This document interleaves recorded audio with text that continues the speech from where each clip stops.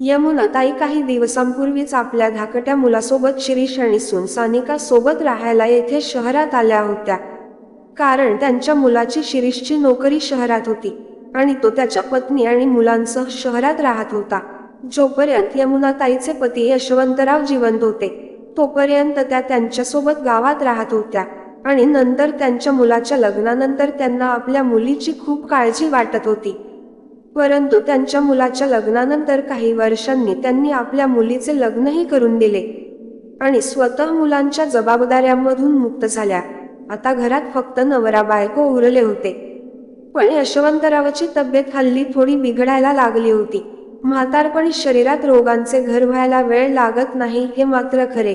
अशाच एका आजारातून दुसऱ्या आजारात यशवंतराव बरेच दिवस आजारी होते. त्यांच्यावर खूप उपचार केले पण काही फायदा झाला नाही आणि शेवटी त्यांचा मृत्यू झाला.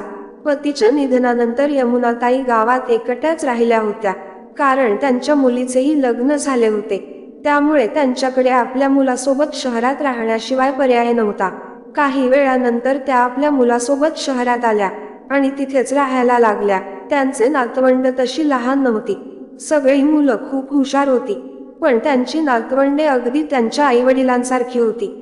उद्धट आणि सतत बाहेर फिरणारे, ज्यांचा कोणाशीही संबंध नव्हता. बस ते फक्त त्यांच्याच दुनियेत मग्न होते.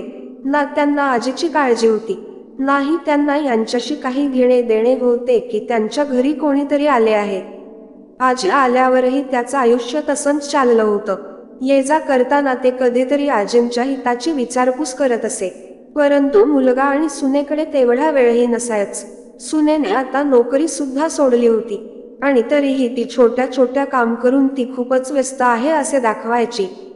ती आपला जास्तीत जास्त वेळ छोट्या छोट्या कामात घालवायची आणि जेव्हाही तिला वेळ मिळेल तेव्हा ती दर तिसऱ्या चौथ्या दिवशी आईवडिलांच्या घरी जात असे.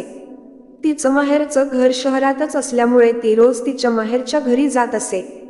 तिचे मुलंही आता मोठे होत होते. ती त्यांच्यासमोर सासूला काही बोलत नव्हती. परंतु जेव्हा कोणी नसले आणि ती एकटी असली तेव्हा तिची नेहमी बडबड सुरू असायची. काही दिवस तर ती सासू समोर काही बोलली नाही. परंतु काही दिवसांनी हळूहळू तिने सासू समोर मुलांची आणि नवऱ्याची कथन करून सासूला टोमणे मारायला सुरुवात केली. घरचा खर्च वाढल्याने सर्व वेळ खर्चाच्या चर्चा होत होत्या. अर्थातच यमुनाताईंना कोणी सांगितले नाही पण त्यांना सर्व काही समजले की या सर्व गोष्टी कोणासाठी बोलल्या जात आहेत. जेव्हा बरेच दिवस उलटून गेले आणि हे असेच चालू राहिले तेव्हा यमुनाताईंना आपल्या मुलाशी याबद्दल बोलावे असे वाटू लागले. सुरुवातीला त्या बोलायला घाबरत होत्या कारण त्यांना वाटत होते की माझ्यामुळे घरात त्रास होऊ नये. माझ्यामुळे मुलांनी भांडण केले तर मला ते अजिबात आवडणार नाही. म्हणून काही दिवस त्या गप्प राहिल्या. पण नंतर त्यांनी मुलाशी बोलायचे ठरवले आणि एके दिवशी संध्याकाळी त्यांचा मुलगा घरी आला तेव्हा त्यांनी त्याला आपल्या सुनेबद्दल सर्व काही सांगितले. ती कशी बोलते, कशी वागते, सर्व काही. तेव्हा मुलगा आईला म्हणाला, ठीक आहे आई, मी तिच्याशी बोलतो. दुसऱ्या दिवशी सकाळी खूप उशीर झाला तेव्हा दोघेही नवरा बायको त्यांच्या रूममधून बाहेर आले. यमुनाताई स्वयंपाकघरात चहा करत होत्या तेव्हा दोघेही स्वयंपाकघरात आले. स्वयंपाकघरात आल्यावर यमुनाताईंचा मुलगा शिरीष म्हणाला, आई तू तर काल मला म्हणाली होतीस की सानिका तुला छोट्या छोट्या गोष्टींवरून टोमणे मारत असते. परंतु मी तिला विचारले तर ती सांगत आहे की ती मुलांना बोलते म्हणून आता तू कशाचीही काळजी का बरं करत असतेस. सानिका तुझे नाव घेऊन तुला कधी काही बोलली आहे का? आता तिने आमच्या मुलांनाही काही बोलू नये का? ती तिच्या मुलांना काहीही बोलू शकते, मारू शकते. तुला स्वतःवर ओढायची गरज नाही, समजलं का? तो आणखी काही बोलायच्या आधीच सून सानिका म्हणाली, तुझ्या आईला नाटक करायला निमित्त पाहिजे. मला सांग, मी आईसाठी जेवण बनवते, त्यांचे प्रत्येक काम करते की नाही? पण खरं आहे आपण जितकं करावं तितकं ऐकायला मिळतं. हे सगळं बोलून ती रडण्याचे नाटक करू लागली. तेव्हा शिरीष त्याच्या आईला म्हणाला की आई असल्या फालतू गोष्टी करून आमच्या नवरा बायको मध्ये भांडण लावायचा प्रयत्न करू नकोस आणि या घरात संकट निर्माण करू नकोस. चुपचाप घरातील काम करत जा, नाहीतर माझ्यापेक्षा वाईट कोणी नाही, समजलं का? असे बोलून शिरीष निघून गेला. तेव्हा सानिका यमुनाताईकडे बघून हसायला लागली आणि म्हणाली, खूपच हौस होती ना तुला माझी तक्रार तुझ्या मुलाकडे करण्याची. म्हातारे झाली का मग तुझी हौस पूर्ण, आणि आता तुला इतकं तर कळलंच असेल की घरात संकट निर्माण करण्यापेक्षा तुझ्या मुलाच्या खांद्यावरचं ओझं कमी करण्याचा विचार कर तू.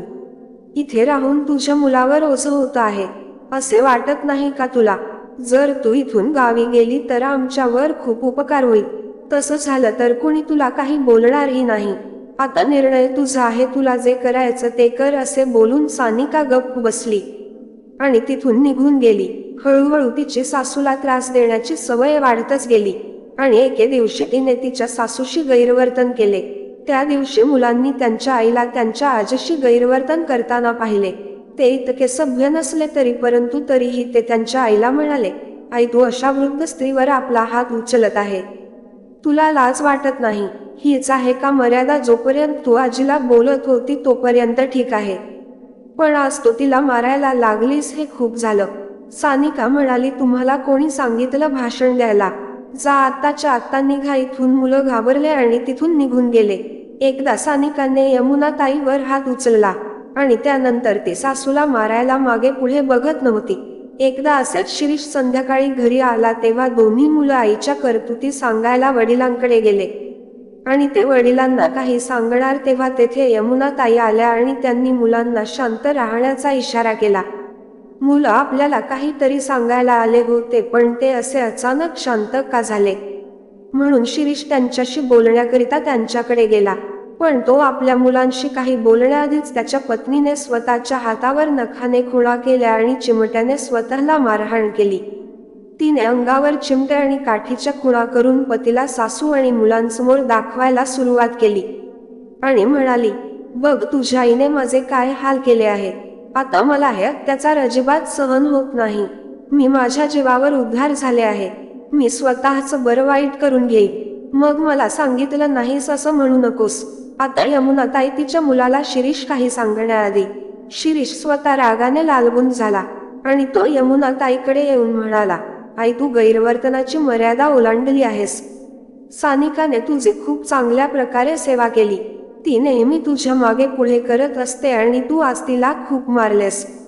हे सर्व ऐकून यमुनाताई थक झाल्या. त्या खूपच घाबरल्या आणि म्हणाल्या, हे सर्व सुनबाईने तुला खोटं सांगितलं आहे बेटा. मी तिला मारले नाही, तर तिने मला मारले आहे. हे बघ तिने माझ्यावर हात उचलला आणि माझा हातही फिरवला, त्यामुळे माझा हात अजून सुजला आहे. बघ काय केलंय तिने. तेव्हा शिरीष म्हणाला, आई हे नाटक बंद कर. मला समजलं हे सगळं नाटक तू केलं आहेस. मला सानिका विरुद्ध भडकवस आहेस.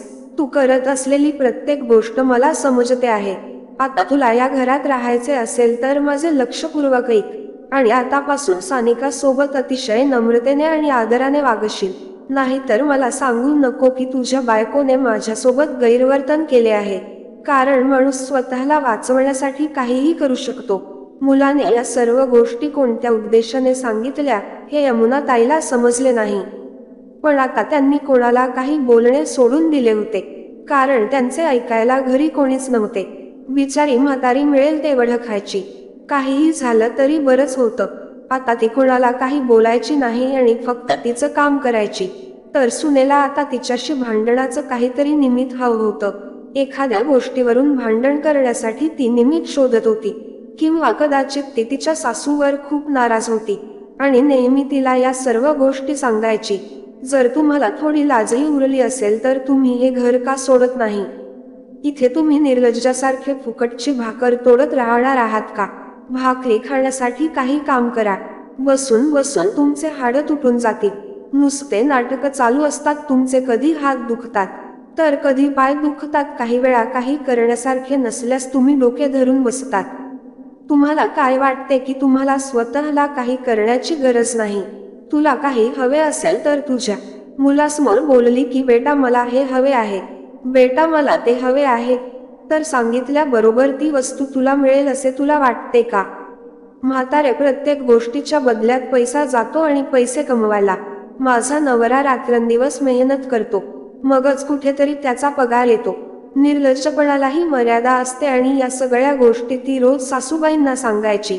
काही हो आन हो, पण जर सासू तिला काही बोलली की तिला जणू निमित्तच भेटून जायचे आणि घरात गोंधळ घालण्याचा तिला जणू बहाणा मिळायचा. आता बिचाऱ्या यमुनाताईचे आयुष्य दिवसेंदिवस वाईट होत चालले होते. दिवसेंदिवस त्यांची सून त्यांना या सर्व गोष्टी सांगायची आणि ती बिचारी तिला काही बोलू शकत नव्हती आणि ती सुनेचे सर्व बोलणे ऐकत राहिली. रोज सून तेच म्हणायची की माणसाला थोडी लाजही वाटावी. म्हातारे तू घरात पडून राहते आणि निर्लज्ज माणसासारखी खात राहते. जे निषिद्ध आहे ते खाण्यात लाज नाही. तू काही करत नाही आणि वा विनाकारण या धरतीवर भार झाली. सुनेचे रोजचे किचकट बोलणे ऐकून यमुनाताई परेशान झाल्या होत्या. त्यांना समजत नव्हते की काय करावे. त्या घरातून निघून गेल्या असत्या, परंतु जाणार तरी कुठे आणि कोणाच्या भरवशावर, कारण तिथे त्यांचं आपलं कोणीच नाही. किंवा तिच्या मुलाशिवाय असे कोणी होते की ज्याच्यासोबत ती जाऊन राहू शकेल. तिची चांगली काळजी घेणारी एकच मुलगी होती, जी लग्नानंतर आता तिच्याच कुटुंबाचा भाग बनली होती. कधी कधी यमुनाताई तिच्याशी बोलून स्वतःचे दुःख तिला सांगायच्या, पण मुलगी ही काय करू शकत होती. आणि यमुनाताईला हे देखील चांगले समजले की आता आपली मुलगी या प्रकरणात काहीही करू शकत नाही. रमाला तिचा भाऊ आणि बहिणीशी बोलायचे होते, पण तिचे सासरचे लोकही तितकेसे छान नव्हते. त्यांचे वागणे काहीसे विचित्र होते, म्हणून तिची साथ देणार कोणी नव्हते आणि तिच्या घरचे तिच्या आईला त्यांच्या घरी सुद्धा आणू देणार नव्हते. रमाला सुद्धा आता हे चांगलंच माहीत होतं की जोपर्यंत तिची आई आहे, कदाचित तोपर्यंत आईला हे सर्व सहन करावे लागेल, कारण तिची वहिनी खूपच क्रूर आहे. असेच एके दिवशी मुलगी रीमा घरातील रोजची कामे करत होती, तेव्हाच तिला कोणाचा तरी फोन आला. त्यावर तिला अशी काही बातमी मिळाली की ती जागीच पडली आणि हातातून फोन खाली पडला. हा सगळा प्रकार पाहून रीमाचा नवरा आणि सासूही जरा काळजीत पडले. रीमा फक्त रडत होती आणि असहाय्य वाटत होती. ती फक्त रडत होती. तिची अवस्था पाहून पती आणि सासूने तिला वारंवार विचारले असता रीमाने अश्रू ढाळत सांगितले की आईचे अचानक निधन झाले आहे.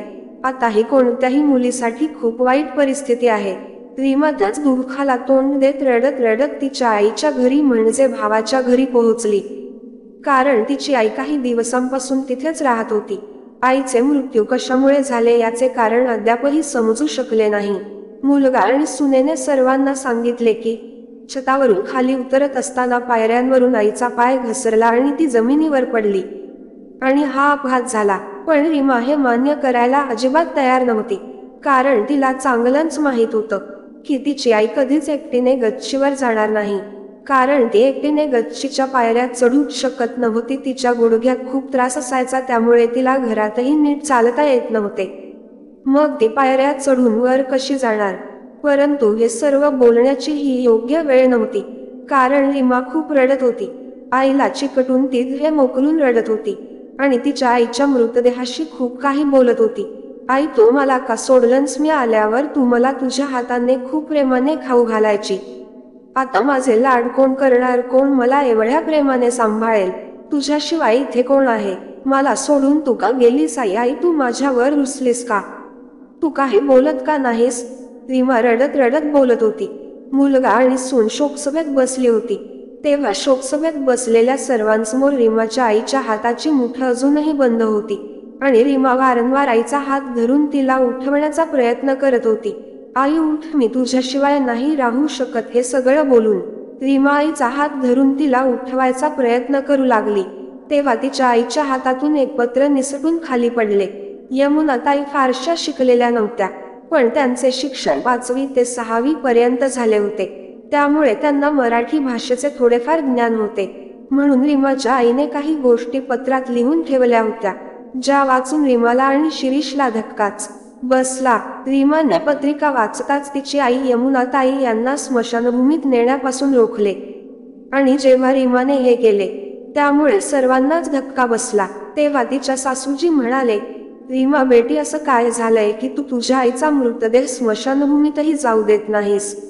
रीमाने तिच्या आईचे पत्र तिच्या सासू आणि पतीला दाखवले, जे पाहून तिच्या पतीचेही डोळे उघडले होते. आता क्षणाचाही विलंब न करता रीमाने पोलिसांना बोलावले. आतापर्यंत रीमाचा भाऊ आणि बहिणींना काय होतंय ते समजत नव्हते आणि रीमा असं का करत आहे. आणि काही वेळाने पोलीस तिथे पोहोचले. तेव्हा सगळे रीमाबद्दल बोलू लागले. प्रत्येक जण रीमाबद्दल उलट बोलत होता. ती स्वतःच्याच आईच्या शरीराला इजा पोहोचवण्याचा प्रयत्न का करत आहे? पोलीस तिथे पोहोचल्यावर रीमाने पोलिसांना ते पत्र दाखवले, जे तिच्या आईच्या हातून पडले होते. रीमाच्या आई यमुनाताई यांनी पत्रात लिहिले होते की माझ्या मुलाचे आणि सुनेचे माझ्याशी वागणे फार दिवसांपासून चांगले नव्हते, पण हे लोक एवढ्या खालच्या पातळीवर जातील याची मला अपेक्षा नव्हती. मात्र काही दिवसांपूर्वी सुनेनेही माझ्यावर हल्ला केला होता. याआधीही सुनेने माझ्यावर हात उगारला होता, पण आज मी आपल्या मुलाच्या आणि सुनेच्या तोंडून जे ऐकले ते मला कधीच वाटले नव्हते. आज जेव्हा शिरीष आणि सानिका त्याच्या खोलीत झोपी गेले, तेव्हा मीही माझ्या खोलीत झोपायला जात होते. पण खोलीत गेल्यावर माझ्या लक्षात आले की पाण्याचे मग रिकामे होते आणि मग रात्रीच्या अंधारात मी पाणी आणण्यासाठी गेले. आता जाऊन पाणी भरावे असे मला वाटले, म्हणून मी पाण्याचा मग आताच भरून आणते असा विचार करून मी मग घेतले आणि स्वयंपाकघराच्या दिशेने चालू लागले. चालता चालता मी मुलगा आणि सुनेच्या दाराजवळ पोहोचलो. तेथून जात असताना मला दोघांचा आवाज आला. त्याकडे मी दुर्लक्ष करून पुढे जाऊ लागले, परंतु मला परत त्या दोघांचेही आवाज आले आणि मी तिथेच थांबले. मला त्यांच्या तोंडातून शिरीषच्या बाबांचे नाव ऐकू आले. मी माझ्या पतीचे नाव ऐकले. मुलगा आणि सून माझ्या नवऱ्याबद्दल काय बोलत होते हे मलाही माहीत नव्हते, पण ते दोघे यांच्या बाबतीत काय बोलत आहेत हे जाणून घेण्याचा मी प्रयत्न केला. त्यांच्या बोलण्याकडे थोडे लक्ष दिले तेव्हा मला समजले की माझा मुलगा आणि सून आपल्या मनात एक दुष्ट योजना आखत आहेत. ते अशा दुर्युक्तीचा विचार करत होते ज्याची मला कल्पनाही नव्हती. माझा मुलगा आणि सून सांगत होते की एकदा या म्हातारीची विल्हेवाट लावली की त्या म्हाताऱ्याची जमीन, गावातील सर्व जमीन मालमत्ता आणि सर्व शेत कोठारे आपोआपच आमच्या नावावर होतील आणि या सगळ्यासाठी आम्हाला म्हातारी सहन करावी लागणार नाही, म्हणून आम्हाला लवकरच काहीतरी करावे लागेल. या सर्व गोष्टी ऐकून मी जागीच सून झाले. माझ्या कानात कोणी उकळते तेल ओतले आहे असे मला वाटत होते. काय करावे आणि काय करू नये हे मला समजत नव्हते आणि आधीच रात्र झाली असल्याने मी रीमाला त्रास दिला नाही. दुसऱ्या दिवशी सकाळी मी रीमाला फोन केला, पण कदाचित रीमा कामात होती, यामुळे ती फोन उचलू शकली नाही. आणि यमुनाताईंनी पत्रात स्पष्टपणे लिहिलं होतं की मला काही झाले तर माझ्या मृत्यूस माझा मुलगा आणि सून जबाबदार असतील. माझी अर्धी जमीन आणि संपत्ती माझ्या नातवंडांना द्यावी आणि उरलेली अर्धी माझ्या मुलीला द्यावी. माझ्या मुलीच्या नावाचा अर्धा हिस्सा एखाद्या अनाथाश्रमाला दान करावा. मला याची कल्पना आहे की माझा मुलगा आणि सून माझ्यासोबत काहीही करू शकतात, म्हणूनच मी माझी शेवटची इच्छा लिहून ठेवत आहे. आणि कदाचित हे पत्र लिहिल्यानंतर त्यांनी ते वाचले असेल. इतक्या कमी वेळात त्यांच्यासोबत काय दुर्घटना घडली हे अद्याप कोणालाच कळू शकले नाही आणि त्याचा पोस्टमॉर्टम रिपोर्ट आल्यानंतरच सत्य कळू शकेल असे पोलिसांनी सांगितले. आणि यमुनाताईंच्या बॉडीला पोस्टमॉर्टमसाठी घेऊन गेले. तिच्या मृत्यूचे कारण काय होते? पोस्टमॉर्टम रिपोर्ट आल्यावर यमुनाताईंचा मृत्यू अन्नामध्ये विष टाकून त्यांना दिल्याने झाला आहे आणि हे सर्व त्यांच्या मुलाने आणि सुनेने केल्याचे समोर आले आणि कदाचित त्याच्यामुळेच त्यांनी ते पत्र लिहिले असावे. म्हणून पत्र लिहिल्यानंतर ती फाडून ठेवत असताना त्या क्षणी त्यांना त्याच्या शरीरात काहीतरी जाणीव झाली आणि म्हणूनच ते पत्र त्यांच्या हातात राहिलं आणि मुलगा आणि सून यांची इच्छा कदाचित पूर्ण झाली असावी आणि खूप आनंदी असल्यामुळे त्याला आईच्या हातात काय आहे तेही दिसले नाही. आणि रीमाने तिच्या बुद्धीने आणि समंजसपणाने आज सगळा सत्य बाहेर आणला आणि हुशारीने आईच्या दोषींना शिक्षा मिळवून दिली आणि आईचे अंतिम संस्कार केले. आता रीमा तिच्या संसारात आनंदी आहे, पण तिच्या आईला न्याय मिळाल्याचे समाधानही आहे आणि कुठेतरी त्याची खंत आहे की कदाचित ती जर मुलगा असती तर आईची चांगली काळजी घेऊ शकली असती आणि तिला जवळ ठेवता आले असते आणि आज तिची आई तिच्या सोबत असती. तिच्या भावाला आणि बहिणीला त्यांच्या कृत्याची शिक्षा झाली आणि यमुनाताईंची नातवंडे पूर्णपणे मोकळी झाली आहेत आणि त्यांच्या आजीने त्यांच्यासाठी खूप काही सोडले आहे की ते आयुष्यभर बसून खाऊ शकतील. यमुनाताईंनी त्या पत्रात लिहिल्याप्रमाणे त्यांना त्यांचे आयुष्य आरामात जगता यावे म्हणून त्यांची जमीन आणि मालमत्ता नेमकी त्याच प्रकारे विभागली गेली होती आणि 1/4 भाग वृद्धाश्रमाला दान देण्यात आले होते. मित्रांनो, आपल्या आई वडिलांपेक्षा आपल्या आई वडिलांची संपत्ती किंवा जमीन संपत्ती महत्त्वाची मानणाऱ्या अशा मुलांची मला लाज वाटते. ते हे कसे विसरतात की त्यांच्या पालकांनी त्यांना वाढवताना किती त्रास सहन केला आहे. काही जण स्वतःचे पोट भरण्यासाठी आणि त्यांच्या कुटुंबाचा उदरनिर्वाह करण्यासाठी पुरेसे सक्षम असूनही जर तुम्ही म्हाताऱ्या आई वडिलांच्या पैशासाठी, त्यांच्या जमिनी आणि मालमत्तेसाठी तुमच्या पालकांच्या जीवाचे शत्रू बनलात तर तुम्ही माणूस म्हणवून घेण्याच्या लायकीचे नाही. कारण कोणीही माणूस असे काम करू शकत नाही. जर तुम्हाला तुमच्या आई वडिलांबद्दल किंवा इतर कोणत्याही उच्च विचारांच्या भावना असतील तर तुम्ही तुमच्या बालपणाची आठवण करून द्याल. तुमच्या आई वडिलांच्या विरोधात तुमची विचारसरणी योग्य आहे का? कालपरत्वे असतात ज्याप्रमाणे अन्नाची चव कायम टिकत नाही, ज्याप्रमाणे एका रंगाची हवा कायमस्वरूपी टिकत नाही, त्याचप्रमाणे तुमच्या इतर सुखसोयीही कायम टिकत नाहीत. तर ते तुमच्या आई वडिलांचे प्रेम आणि आशीर्वाद आहे जे कायमस्वरूपी तुमच्या सोबत असते. आणि जर तुम्ही तुमच्या सांसारिक क्षणिक सुखासाठी त्या पालकांच्या संपत्तीवर अवलंबून असाल तर तुमच्यासारखा मूर्ख जगात क्वचितच कोणी असेल.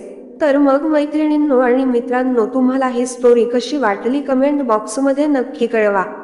आणि आवडली असेल तर चॅनलला आत्ताच सबस्क्राईब करा. धन्यवाद.